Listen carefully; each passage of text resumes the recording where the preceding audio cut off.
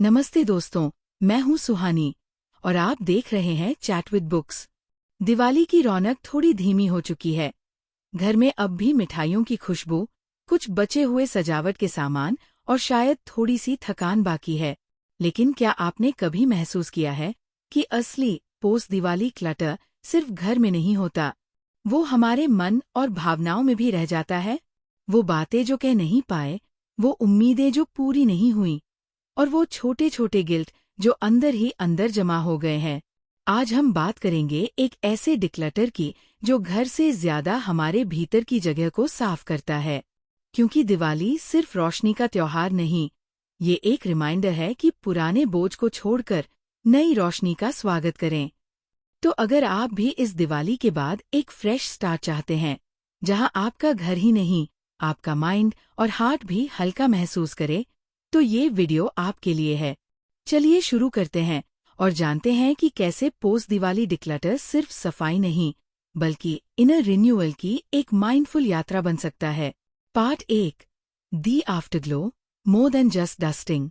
दिवाली के बाद का समय, घर में हल्की सी मिठाई की खुशबू, कुछ अधूरी सजावटें और एक सटल सा आफ्टरग्लो चारों ओर।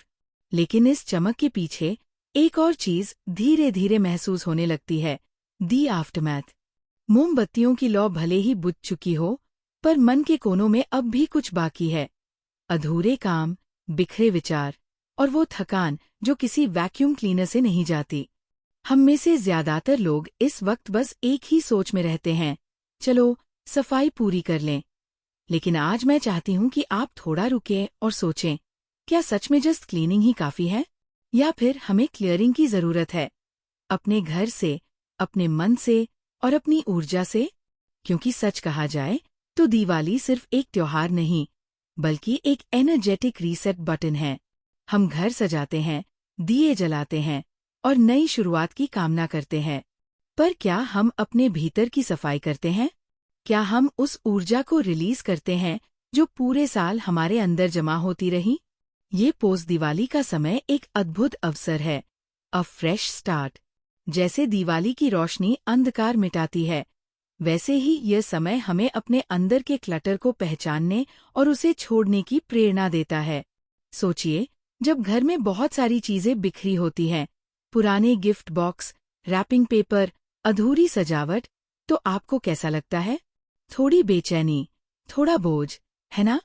अब यही स्थिति हमारे मन की भी होती है। साल भर के अनुभव, रिश्ते, अपेक्षाएं, असफलताएं, सब जमा होते जाते हैं, और जब तक हम कॉन्शियसली उन्हें रिलीज नहीं करते, हमारी इनर एनर्जी वही अटकी रहती है। तो इस बार जब आप अपने घर की सफाई करें, तो इसे स्पिरिचुअल क्लेंजिंग रिचुअल की तरह करें। हर कोने को साफ करते समय ये महसूस करें कि आप किसी फिजिकल चीज के साथ साथ एक मेंटल बर्डन भी हटा रहे हैं। जब आप वह पुरानी सजावट निकालें जो अब काम की नहीं, तो खुद से कहें, मैं इसे छोड़ रही हूँ, क्योंकि यह अपनी पर्पस पूरी कर चुकी है। अब नई ऊर्जा के लिए जगह बना रही हूँ। जब आप पुराने कपड़े या अनावश्यक वस्तुएं दान करें, तो इसे एनर्जी एक्सचेंज की तरह देखें। आप जो छोड़ रहे हैं, वो किसी और की जरूरत पूरी करेगा, और इस प्रक्रिया में आप भी हल्के होंगे, भीतर से और बाहर से। याद रखिए, क्लटर सिर्फ चीजों का जमावड़ा नहीं होता, ये स्टक एनर्जी है। जितना हम अपने घर में स्पेस बनाते हैं, उतना ही हमारा मन ब्रीदिंग रूम पाता है। यहाँ एक छोटी सी माइंडफुल प्रैक्टिस अपनाइए। जब आप कोई शेल्फ या ड्रॉर साफ करें, तो एक गहरी सांस लें और साइलेंटली कहें, मैं अपने घर और अपने मन से वो सब छोड़ रही हूँ जो अब मेरी ग्रोथ में काम नहीं आता। बस इतना ही, कोई जटिल मेडिटेशन नहीं, बस एक कॉन्शियस अवेयरनेस। और जब सफाई पूरी हो जाए, तो कुछ पल रुकें, अपने घर की हवा को महसूस करें। वो जो हल्कापन है, वो सिर्फ फिजिकल क्लेanलीनेस नहीं, बल्कि एनर्जेटिक क्लैरिटी है। आपका घर अब सिर्फ चमक नहीं रहा, वो सांस ले रहा है। और यही है पोस्ट दिवाली डिक्लटर की शुरुआत, लेटिंग गो बियॉन्ड थिंग्स। क्योंकि जब आप अपने घर के हर कोने को शांत और स्पष्ट बना लेते हैं, तो आपका मन भी उसी क्लैरिटी को अपनाने लगता है। और तभी शुरू होती है the journey inward. Part 2, the silent weight, emotional clutter. हमने घर की सफाई कर ली, धूल झाड़ दी, पुराने सजावट के सामान पैक कर दिए, कुछ चीजें दान भी कर दी। घर हल्का लग रहा है, साफ सुथरा, एक तरह की ताजगी हवा में है। लेकिन अब जरा अपने भीतर झांकिए, क्या मन भी उतना ही हल्का लग रहा है? क्योंकि बहुत बार असली क्लटर हमारे घर में नहीं, बल्कि हमारे दिल और दिमाग में बस जाता है। और यही है द साइलेंट वेट, वो अदृश्य बोझ जो हमें हर दिन थोड़ा और थका देता है। दिवाली जैसे बड़े त्योहार हमें खुशी तो देते हैं, पर उनके बाद जो इमोशनल रेसिड्यू बचता है, उसे हम अनदेखा कर देते हैं। कभी कभी ये थकान सिर्फ काम की नहीं होती, ये होती है इमोशनल एग्जॉशन की। जरा सोचिए, क्या आपको कभी ऐसा लगा है कि सब कुछ ठीक होने के बावजूद अंदर से कुछ भारी है? शायद किसी रिश्ते की अधूरी बात, किसी पुरानी गलती का गिल्ट, या किसी अपेक्षा का बोझ। हम इन्हें महसूस नहीं करते, लेकिन ये हमारे भीतर स्पेस ऑक्यूपाई करते रहते हैं, बिल्कुल वैसे ही जैसे किसी ड्रॉर में फालतू कागज पड़े रहते हैं। और जैसे फिजिकल क्लटर हमें परेशान करता है, वैसे ही ये इमोशनल क्लटर भी हमारी एनर्जी ड्रेन करता है। हम इरिटेट हो जाते हैं, जल्दी थक जाते हैं, फोकस खो देते हैं और समझते हैं कि वजह बाहर है, जबकि वो भीतर होती है। यहाँ एक बात याद रखें, emotional clutter is not always loud. कभी कभी वो बहुत सटल होता है। किसी दोस्त के लिए अनकही नाराजगी, किसी रिश्ते में छुपा डर, या खुद से की गई कोई अधूरी उम्मीद। ये सब धीरे धीरे हमारे भीतर एक इमोशनल फॉग बना देते हैं। तो इस पोस्ट दिवाली समय में चलिए इस साइलेंट क्लटर को पहचानने से शुरू करें। Step 1, observe without judgement. अपने आप से पूछिए, मैं क्या पकड़े हुए हूँ? शायद कोई रिग्रेट, कोई शिकायत या कोई पुराना डर। बस ऑब्जर्व कीजिए, उसे एनालाइज मत कीजिए। अवेयरनेस ही पहला स्टेप है हीलिंग का। Step 2, write it down. Pen और पेपर लीजिए, डिजिटल नहीं, फिजिकल। अपने मन में जो भी है उसे बस लिख डालिए। कोई स्ट्रक्चर नहीं चाहिए, कोई ग्रामर नहीं, बस वो सब उतार दीजिए जो आपके अंदर फंसा हुआ है। आप हैरान होंगे कि कितना हल्का महसूस होगा। Step 3, release ritual. लिखे हुए कागज को जलाइए या फाड़ दीजिए। सिंबॉलिकली ये बताता है कि आप उस एनर्जी को छोड़ रहे हैं। ये एक्ट बहुत पावरफुल होता है, क्योंकि लेटिंग गो सिर्फ मेंटल नहीं, फिजिकल एक्ट भी है। अब एक बात, इमोशनल डिक्लटरिंग का मतलब ये नहीं कि आप दर्द को इग्नोर करें। इसका मतलब है आप उसे एक्नॉलेज करके उसे ऑनफुली रिलीज करें। जैसे हम पुराने कपड़े इसलिए नहीं रखते क्योंकि वो अब काम के नहीं, वैसे ही पुराने इमोशंस भी तब तक हमारे काम नहीं आते जब तक हम उन्हें जाने नहीं देते। कभी कभी ये प्रक्रिया थोड़ी पेनफुल होती है, लेकिन याद रखिए, pain is a sign of release. जैसे किसी टाइट नॉट को खोलते समय थोड़ा खिंचाव होता है, वैसे ही मन के नॉट्स को खोलने में थोड़ा डिस्कम्फर्ट आना स्वाभाविक है। अब एक छोटी सी माइंडफुल प्रैक्टिस। रात को सोने से पहले एक डीप ब्रेथ लीजिए और खुद से कहिए, मैं आज के दिन के सारे बोझ छोड़ रही हूँ। जो मेरा नहीं है उसे अब जाने दे रही हूँ। धीरे धीरे ये वाक्य एक मंत्र की तरह काम करने लगेगा। हर रात थोड़ा और हल्कापन आपके अंदर आएगा। और जब ये इमोशनल डिक्लटर होता है, तो आप पाएंगे कि आपका अंदरूनी स्पेस पहले से ज्यादा शांत, ज्यादा स्पेशियस महसूस हो रहा है। आपकी एनर्जी अब फ्रीली फ्लो करने लगती है। और यही है इमोशनल फ्रीडम का पहला कदम। क्योंकि दिवाली सिर्फ घर को रोशन करने का पर्व नहीं है, बल्कि अपने भीतर के अंधेरे को पहचानने और उसे प्रकाशित करने की प्रक्रिया भी है। तो चलिए, अब जब हमने अपने मन का बोझ पहचान लिया है, अगले हिस्से में हम जानेंगे कि इसे कैसे रिलीज किया जाए, कॉन्शियसली, प्रैक्टिकली और lovingly. Part 3, mindful release, practical steps for mental space. अब जब हमने अपने भीतर के इमोशनल क्लटर को पहचान लिया है, तो अगला कदम है छोड़ना, यानी माइंडफुल रिलीज। ये हिस्सा है हीलिंग का सबसे सुंदर और ट्रांसफॉर्मेटिव चरण, जहां आप कॉन्शियसली अपने मन को हल्का करना सीखते हैं। क्योंकि बात सिर्फ क्लटर हटाने की नहीं, बल्कि अपने भीतर के शोर को शांत करने की है। Step 1, the power of pause, धीमे चलने की कला। हम में से ज्यादातर लोग सफाई करते वक्त जल्दी में होते हैं, बस जल्दी निपटा दूं, सब कुछ एक साथ खत्म हो जाए। लेकिन जब हम अपनी भावनाओं की सफाई करते हैं तो स्पीड की जगह स्टिलनेस की जरूरत होती है। एक दिन सिर्फ 10 मिनट निकालिए, फोन बंद, डिस्ट्रैक्शंस दूर, चुपचाप बैठिए और अपनी सांसों को महसूस कीजिए। हर इनहेल के साथ सोचिए, मैं खुद को स्वीकार कर रही हूँ। हर एक्सहेल के साथ सोचिए, मैं अपने बोझ को छोड़ रही हूँ। धीरे धीरे ये सिंपल ब्रीदिंग रिचुअल आपके मन में एक नया स्पेस बना देगा, जहाँ क्लैरिटी, कंपैशन और कामनेस पनपती है। Step 2, journaling. अपने मन को कागज पर उतारिए। कई बार हमारे विचार इतने उलझे होते हैं कि हमें समझ ही नहीं आता, क्या हमें सच में परेशान कर रहा है? यहाँ जर्नलिंग एक पावरफुल मिरर बन जाता है। लिखना थेरेपी है, और सबसे अच्छी बात यह है कि इसमें कोई जजमेंट नहीं होती। इन 3 सवालों से शुरुआत करें। आज मैं किन चीजों के लिए ग्रेटफुल हूँ? क्या ऐसी कोई बात है जिसे मैं अब छोड़ना चाहती हूँ? इस सप्ताह मैं खुद के साथ और कैसे जेंटल रह सकती हूँ? ये 3 सिंपल प्रॉम्प्ट्स आपको हर दिन थोड़ा और माइंडफुल बना देंगे। लिखते लिखते आप पाएंगी कि आपके अंदर क्लैरिटी खुद ब खुद उभरने लगी है। Step 3, declutter your mind with boundaries. अक्सर हमारा मेंटल क्लटर इसलिए बढ़ता है क्योंकि हम हर किसी की हर बात को अपने भीतर जगह दे देते हैं। कभी किसी की उम्मीद, कभी किसी की आलोचना, कभी किसी की एनर्जी। इसलिए बाउंड्रीज बनाना सीखिए। ये दीवार नहीं, बल्कि एक डोर विद अवेयरनेस है। हर चीज को अंदर आने की अनुमति देना जरूरी नहीं। एक छोटी सी एक्सरसाइज, आज से पॉज कहना शुरू कीजिए। अगर कोई काम, बातचीत या रिश्ता आपको लगातार ड्रेन कर रहा है, तो खुद से पूछिए, क्या ये मेरे पीस की कीमत पर सही है? अगर जवाब ना है, तो उसे ग्रेसफुली रिलीज कीजिए।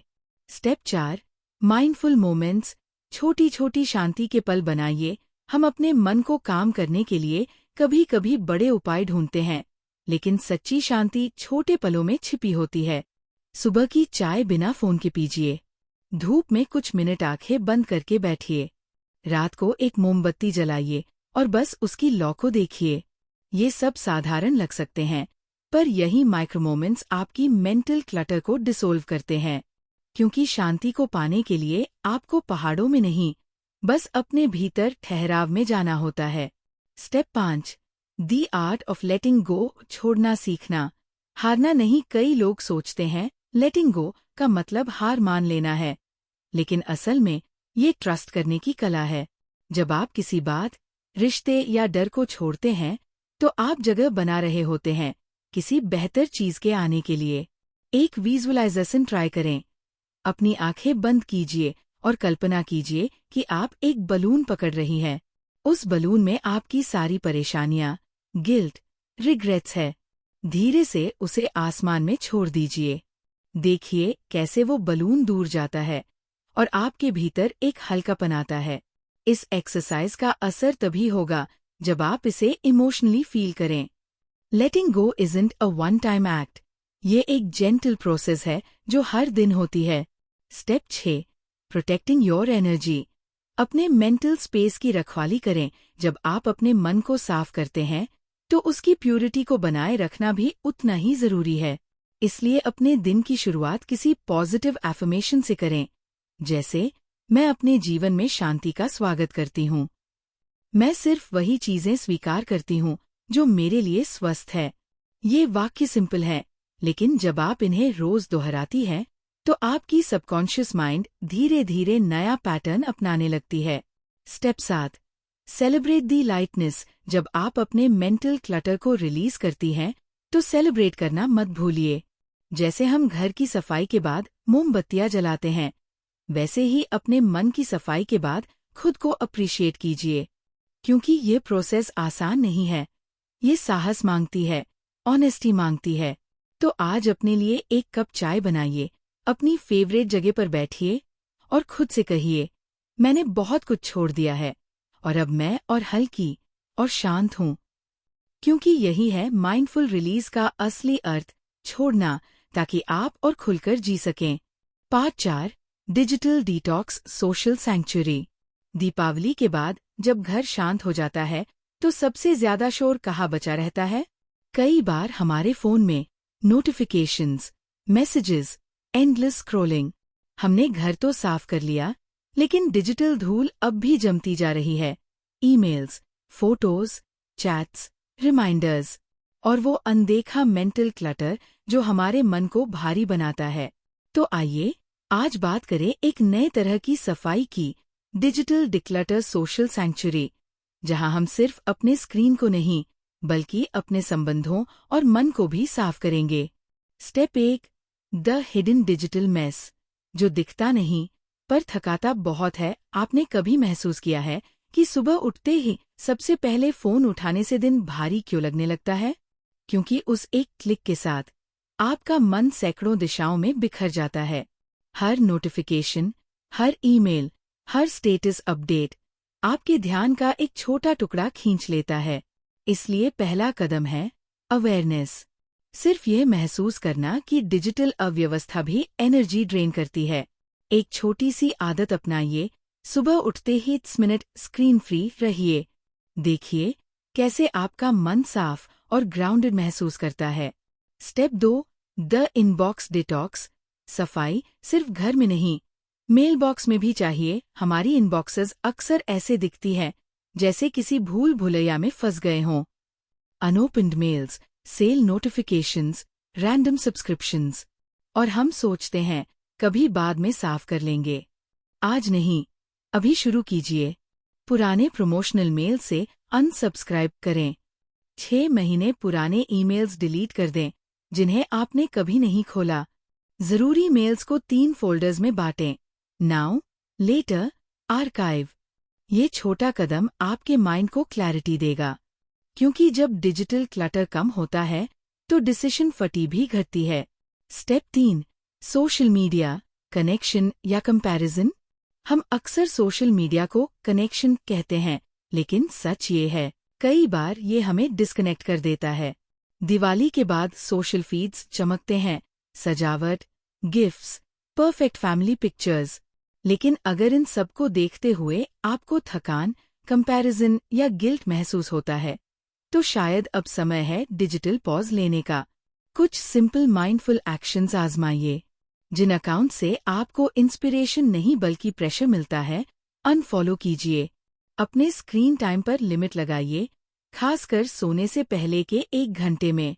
और सबसे जरूरी, 1 दिन का नो सोशल मीडिया डिटॉक्स कीजिए हर हफ्ते। वो शांति जो आपको मिलेगी वो किसी फिल्टर से ज्यादा असली होगी। Step 4, digital clarity files, photos और अनफिनिश्ड टैब्स। क्या आपके लैपटॉप या फोन में एक 000+ फोटोज और 50 ओपन टैब्स है? तो आप अकेले नहीं हैं। ये डिजिटल क्लटर एंग्जाइटी का नया चेहरा है। तो चलिए इसे थोड़ा सरल बनाते हैं।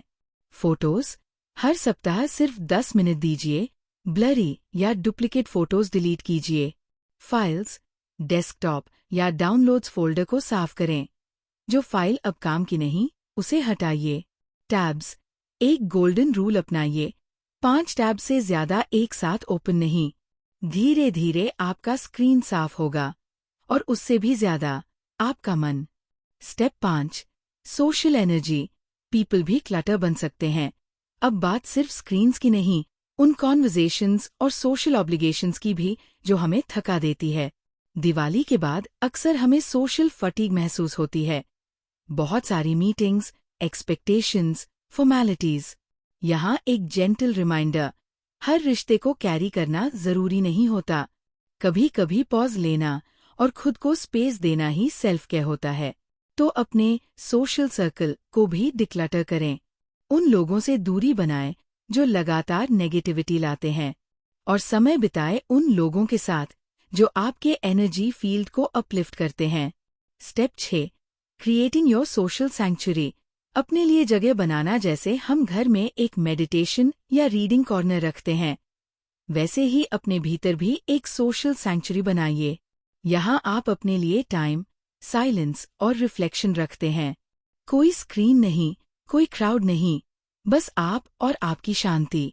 इस स्पेस में ग्रैटिट्यूड जर्नल लिखिए, लाइट म्यूजिक सुनिए या बस कुछ देर नेचर में वॉक कीजिए।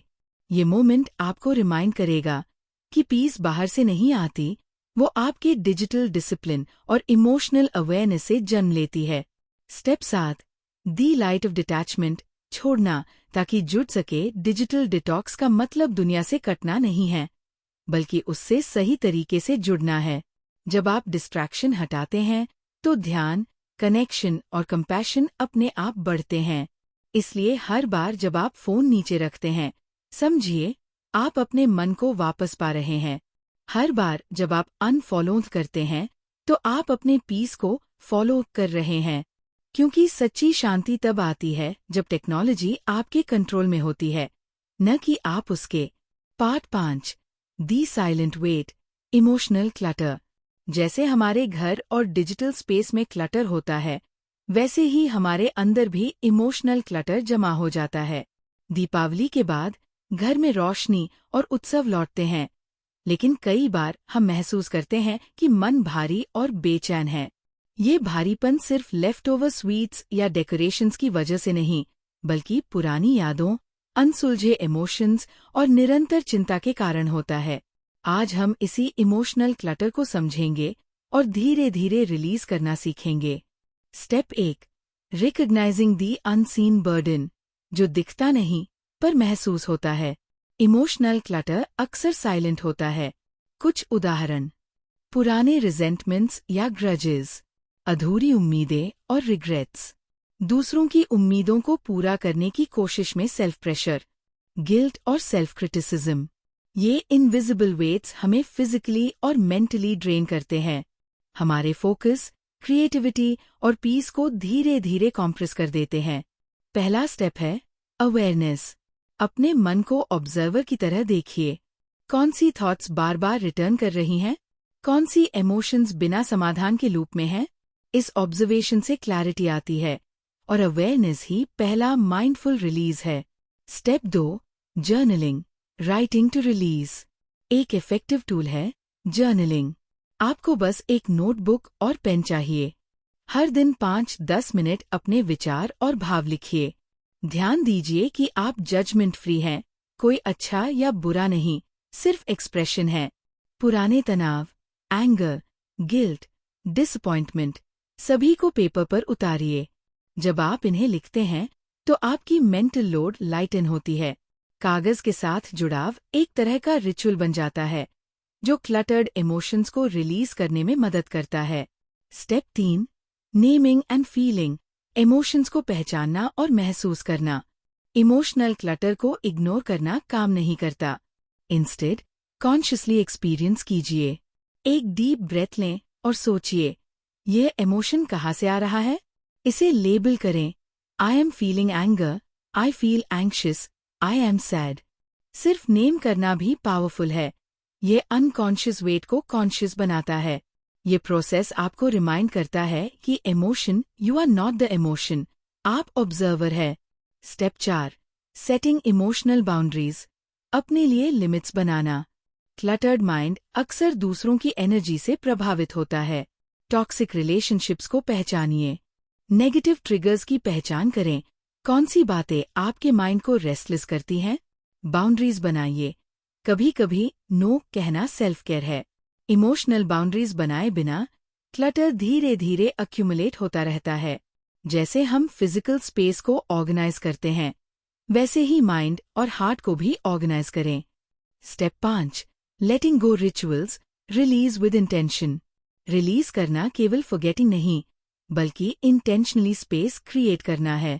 एक कैंडल जलाइए और पुराने रिजेंटमेंट्स को विजुअलाइज करते हुए इमेजिन करें कि लाइट उन्हें डिसोल्व कर रही है। मेडिटेशन में इनहेल करें नए काम एनर्जी के लिए, एक्सहेल में पुराने इमोशंस को रिलीज करें। छोटे स्टेप्स अपनाएं। हर दिन एक छोटा इमोशनल बैगेज रिलीज करें। ये माइंडफुल रिचुअल आपकी एनर्जी सेंटर्स को भी रिफ्रेश करता है। Step 6, gratitude affirmation, filling the space. जब आप इमोशनल क्लटर हटाते हैं तो खाली जगह आती है। इसे ग्रैटिट्यूड और पॉजिटिव एफर्मेशन से फिल करें। हर दिन 3 चीजें लिखिए जिनके लिए आप थैंकफुल हैं। सेल्फ अफर्मेशंस अपनाइए। I am at peace, I choose calm over chaos, I let go of what no longer serves me. Gratitude और अफर्मेशंस आपके इनर लैंडस्केप को नरिश करते हैं और clutter free emotional state maintain करने में मदद करते हैं। Step 7, integration emotional declutter as a daily practice. Emotional clutter सिर्फ एक क्लीनअप से खत्म नहीं होता, यह एक कंटिन्यूअस प्रैक्टिस है। मॉर्निंग रिफ्लेक्शन, दिन की शुरुआत माइंडफुल मूड के साथ करें। इवनिंग रिफ्लेक्शन, दिन भर के इमोशंस ऑब्जर्व करें, रिलीज करें। वीकली चेक इन, कौन सी रिकरिंग इमोशंस हैं, क्या उन्हें एड्रेस किया जा सकता है। स्लो कंसिस्टेंट प्रैक्टिस से आपका माइंड रिसिलिएंट और काम बनता है। जैसे डिजिटल और फिजिकल क्लटर रिलीज करने से क्लैरिटी आती है, वैसे इमोशनल डिक्लटरिंग से इनर पीस और ग्राउंडेडनेस आती है। मन की सफाई उतनी ही जरूरी है जितनी घर और स्क्रीन्स की। जब हम अपने अंदर की एनर्जी क्लियर करते हैं तो हर एक्सटर्नल एनवायरनमेंट हार्मोनियस बनता है। इमोशनल डिक्लटर आपको एम्पावर करता है कि आप किसी भी सिचुएशन में सेंटर्ड और फोकस्ड रहें। Part 6, reflections mindful freedom beyond devices. हमारी दुनिया हमेशा कनेक्टेड है। Mobile, laptop, social media, notifications, ये सभी हमारे ध्यान और ऊर्जा को लगातार खींचते हैं। लेकिन जब हम माइंडफुल होकर अपने डिजिटल स्पेस को डिक्लटर करते हैं तो हम सिर्फ एक्सटर्नल एनवायरनमेंट साफ नहीं करते, हम अपने मन की स्वतंत्रता भी रिक्लेम करते हैं। Step 1, observing your digital patterns, awareness is की। सबसे पहला स्टेप है अवेयरनेस। आपको अपने डिजिटल हैबिट्स को ऑब्जर्वर की तरह देखना होगा। कौन से ऐप्स आपको डिस्ट्रैक्ट करते हैं? किन नोटिफिकेशंस पर आप बिना सोचे रिएक्ट कर रहे हैं? कितनी बार आप मल्टीटास्किंग कर रहे हैं और फोकस खो रहे हैं? अवेयरनेस ही पहला स्टेप है माइंड को काम करने और एनर्जी रिक्लेम करने का। जब आप देखेंगे कि कौन सी चीजें आपके पीस को डिस्टर्ब कर रही हैं, तभी आप उन्हें कॉन्शियसली मैनेज कर सकते हैं। Step 2, curated inputs, choose what enters your mind. हमारे माइंड में जितनी इन्फॉर्मेशन आती है उतनी ही क्लटर पैदा होती है। डिजिटल डिक्लटर में पहला प्रिंसिपल है, choose what enters your mind. Unsubscribe unnecessary emails और नोटिफिकेशंस। सोशल मीडिया फीड्स को क्यूरेट करें, अनफॉलो अकाउंट्स जो नेगेटिविटी फैलाते हैं। Focus on content that uplifts, educates और इंस्पायर्स। याद रखिए, हर इनपुट आपके इनर स्टेट पर असर डालती है। कॉन्शियसली चूज करने से आप मेंटल ओवरलोड और एंग्जाइटी से बच सकते हैं। Step 3, scheduled stillness, time away from screens. Freedom का मतलब है इंटेंशनल ब्रेक्स। दिन में 30-60 मिनट डिवाइस फ्री समय रखिए। मॉर्निंग या इवनिंग वॉक्स, माइंडफुल टी ब्रेक्स या रीडिंग टाइम को प्रायोरिटाइज करें। नोटिफिकेशंस को साइलेंस मोड में रखकर फोकस ब्लॉक करें। शॉर्ट कंसिस्टेंट पॉजेज आपके नर्वस सिस्टम को रीसेट करते हैं और एनर्जी रिस्टोर करते हैं। Step 4, deep work liberation, structure your day for focus. Mindful freedom पाने का एक और तरीका है डीप वर्क। आइडेंटिफाई करें सबसे इम्पोर्टेंट टास्क्स। डिजिटल डिस्ट्रैक्शंस के बिना डेडिकेटेड टाइम ब्लॉक्स बनाएं। मल्टीटास्किंग छोड़कर सिंगल टास्किंग अडॉप्ट करें। जब आप फोकस रिस्टोर करेंगे तो प्रोडक्टिविटी, क्रिएटिविटी और सैटिस्फैक्शन बढ़ती है। Step 5, analogue anchors, reconnect with the physical world. Technology पर रिलायंस कम करके हम रियल वर्ल्ड से रिकनेक्ट कर सकते हैं। Family time, gardening, cooking, writing सब फिजिकल एक्टिविटीज है जो माइंड और बॉडी को ग्राउंड करती है। एनालॉग हॉबीज हमारे अटेंशन स्पैन को स्ट्रेंथन करती हैं और इनर काम प्रोवाइड करती है। माइंडफुल एंगेजमेंट के ये एंकर्स आपको रिमाइंड करते हैं कि लाइफ केवल स्क्रीन तक सीमित नहीं है। Step 6, reflect reset, emotional check points. हर वीक अपने डिजिटल हैबिट्स का रिफ्लेक्शन करें। कौन सी हैबिट्स आपको काम रखती हैं? कौन सी हैबिट्स मेंटल क्लटर बढ़ाती हैं? क्या आप माइंडफुल प्रेजेंस मेंटेन कर पा रहे हैं? स्मॉल एडजस्टमेंट्स करने से लॉन्ग टर्म बेनिफिट्स मिलते हैं। रिफ्लेक्शन हमें एम्पावर करता है कि हम टेक्नोलॉजी को मास्टर करें, नहीं कि वो हमें कंट्रोल करे। Step 7, Sustaining mindful freedom, a lifestyle, not a task. Digital declutter केवल एक वन टाइम एक्टिविटी नहीं है, यह एक माइंडफुल लाइफस्टाइल है। रेगुलर डिवाइस ऑडिट्स करें, वीकली डिजिटल सबैटिकल्स रखें, इंटेंशनल कंजम्पशन अडॉप्ट करें, हर क्लिक और स्क्रॉल को चूज करें। जब ये प्रैक्टिस इंटीग्रेट हो जाती है तो आपका माइंड लिबरेटेड और सेंटर्ड हो जाता है। आप हर इंटरैक्शन में मोर इंटेंशनल, मोर फोकस्ड और लेस रिएक्टिव रहते हैं। माइंडफुल डिजिटल हैबिट्स सिर्फ प्रोडक्टिविटी बढ़ाने के लिए नहीं, बल्कि आपके इनर काम और फ्रीडम के लिए है। जब आप टेक्नोलॉजी को कॉन्शियसली यूज करते हैं तो हर मोमेंट आपके लिए एम्पावरिंग और सरीन बन जाता है। माइंडफुल फ्रीडम आपके जीवन को हार्मोनियस, पीसफुल और जॉयफुल बनाती है। Part 7, integrating balance, technology as a conscious tool. जब हम डिजिटल क्लटर को समझते हैं और माइंडफुल प्रैक्टिसेस अपनाते हैं, तब अगला कदम होता है टेक्नोलॉजी को एक कॉन्शियस टूल के रूप में इस्तेमाल करना। सिर्फ डिवाइसेस को दूर करना ही पर्याप्त नहीं है, बल्कि ये जानना जरूरी है कि हम उन्हें अपने माइंड, फोकस और डेली लाइफ के लिए कैसे वाइजली इंटीग्रेट कर सकते हैं। 1. टेक्नोलॉजी को इंटेंशनल बनाना। टेक्नोलॉजी हमेशा डिस्ट्रैक्शन नहीं है। जब हम इंटेंशनल होते हैं तो यही डिवाइसेस हमारे प्रोडक्टिविटी और क्रिएटिविटी को सपोर्ट कर सकते हैं। नोटिफिकेशन सेटिंग्स को कस्टमाइज करना, जरूरी ऐप्स को प्रायोरिटाइज करना और डिजिटल कैलेंडर को इफेक्टिवली मैनेज करना हमें कियोटिक डिजिटल लाइफ से निकालकर एक ऑर्गेनाइज्ड और फोकस्ड रूटीन में ला सकता है। 2. Tools for mindful productivity. Calendar apps, task managers, meditation apps और इवन रिमाइंडर्स, ये सारे टूल्स हमारे माइंडफुल लिविंग को सपोर्ट कर सकते हैं, लेकिन जरूरी है कि हम इन टूल्स को ओवरयूज न करें। हर ऐप या सॉफ्टवेयर जो आप यूज करते हैं उसे एक क्लियर पर्पस होना चाहिए, चाहे वो फोकस, लर्निंग या क्रिएटिविटी एनहांस करने के लिए हो। 3. Scheduled digital breaks. Conscious technology integration का एक अहम हिस्सा है स्केड्यूल्ड ब्रेक्स लेना, जैसे कि phone free hours, social media detox या शॉर्ट डिजिटल सबैटिकल्स। ये मोमेंट्स हमारे माइंड को रीसेट करने और अटेंशन को रीगेन करने में मदद करते हैं। हर दिन थोड़े समय के लिए डिवाइसेस को बंद करना वास्तव में मेंटल क्लैरिटी और इमोशनल काम को बढ़ाता है। 4. Combining analogue digital practices. Technology को बैलेंस करना मतलब सिर्फ स्क्रीन टाइम मैनेज करना ही नहीं, बल्कि एनालॉग मेथड्स को भी इनकॉर्पोरेट करना है।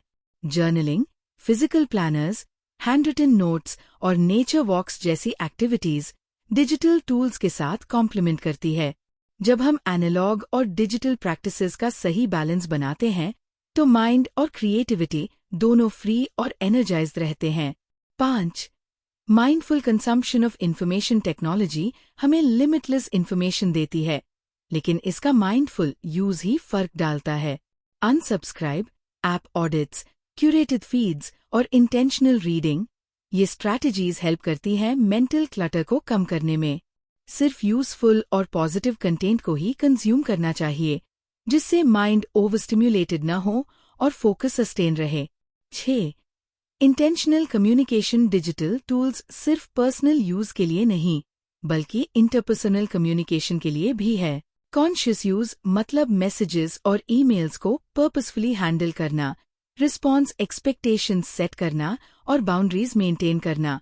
ये प्रैक्टिस स्ट्रेस और ओवरवेल्म को कम करती है और रिलेशनशिप्स में क्लैरिटी लाती है। 7. Celebrating digital wins. जब हम माइंडफुल टेक्नोलॉजी प्रैक्टिसेस अपनाते हैं तो इसे सेलिब्रेट करना भी जरूरी है, जैसे कि achieving inbox zero, completing a device free hour या successfully following a digital detox plan. ये छोटे विन्स हमारी कंसिस्टेंसी और सेल्फ डिसिप्लिन को रीइंफोर्स करते हैं। ये बताता है कि टेक्नोलॉजी का सही यूज एम्पावरमेंट और फ्रीडम दे सकता है, न कि कंट्रोल। टेक्नोलॉजी तब पावरफुल टूल बनती है जब हम उसे कॉन्शियस चॉइसेस और क्लियर इंटेंशंस के साथ इंटीग्रेट करते हैं। Mindful habits, scheduled breaks, curated consumption और एनालॉग डिजिटल बैलेंस, ये सभी प्रैक्टिसेस कंबाइंड एक सरीन और फोकस्ड माइंड डिलीवर करती है। माइंडफुल टेक्नोलॉजी इंटीग्रेशन का मतलब है कि डिवाइसेस आपके मास्टर नहीं बल्कि आपके एलाइज बने। जिससे आप काम, फोकस्ड और पर्पसफुल जीवन जी सकें। Mindful digital living, your journey begins. तो दोस्तों, ये था हमारा सफर डिजिटल क्लटर और माइंडफुल टेक्नोलॉजी के बैलेंस की ओर। याद रखिए, टेक्नोलॉजी आपका टूल है, मास्टर नहीं। जब आप कॉन्शियस चॉइसेस अपनाते हैं, तो आप काम, फोकस्ड और एम्पावर्ड महसूस करते हैं। इस जर्नी का सबसे खूबसूरत हिस्सा ये है कि ये हर दिन दोबारा शुरू होती है, हर सुबह, हर माइंडफुल डिसीजन और हर कॉन्शियस क्लिक के साथ। ये सलाह हमेशा याद रखें, अपने डिवाइसेस को अपने मास्टर न बनने दें, बल्कि उन्हें अपने प्रोडक्टिविटी, पीस और ग्रोथ के एलाइज बनाइए। अगर आपको ये वीडियो पसंद आया, तो लाइक जरूर करें, अपने दोस्तों और परिवार के साथ शेयर करें और हमारे साथ इस माइंडफुल जर्नी में बने रहने के लिए सब्सक्राइब करें, ताकि चैट विद बुक्स की हर नई इंसाइट और गाइड आप तक पहुंचती रहे। अपने माइंड और लाइफ पर कंट्रोल हासिल करना आपके हाथ में है। Choose clarity, choose freedom, choose mindful living. और अंत में एक प्रेरक संदेश के साथ छोड़ती हूँ। Your mind is your true compass, declutter it, align it and your life will follow. धन्यवाद कि आपने पूरा वीडियो देखा। आपका दिन शांतिपूर्ण हो, आपका मन अडिग रहे और आपकी जिंदगी संतुलित और पर्पसफुल रहे।